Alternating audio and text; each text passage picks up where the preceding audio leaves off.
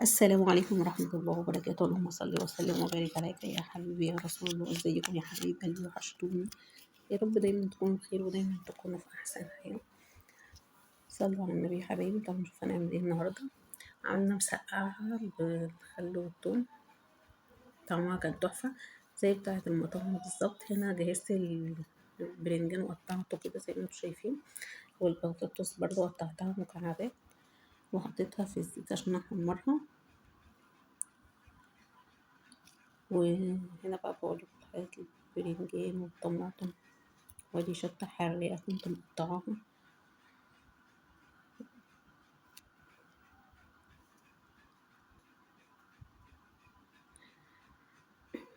أنا بقى كنت بطلع البطاطس زي ما انتوا شايفين كده مقطعاها مكعبات،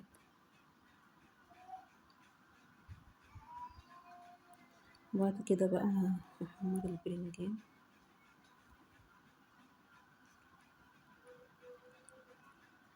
وبعد كده بقى هنزل بالشطة، هحمر الشطة هي كمان. عايزة اقول لكم الشطة كانت حراقة جدا جدا، بس بصراحة كانت مخلية المسقعة تحفة.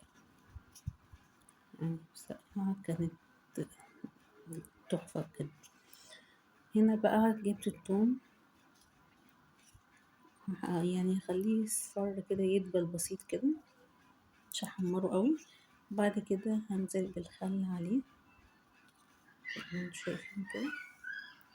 وبعد كده كنت مقطعة قرنين شطة برضو تاني شطة تاني، هحمرها بقى كده مع الثوم. يعني مش هحمرها، يعني هقلبها شوية كده مع الثوم.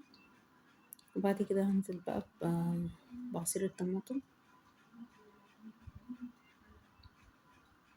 هسيب بقى الطماطم شوية لحد يعني ايه تتسبك، تبقى بالشكل ده كده. هنزل بقى بالحاجات بتاعتنا كلها، البطاطس والشطة، اقلبها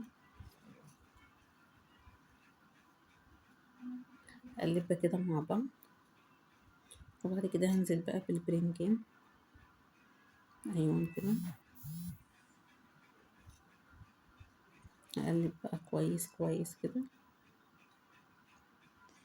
وكنت مقطعة بقى كام طماطماية كده مكعبات زي ما انتم شايفين كده.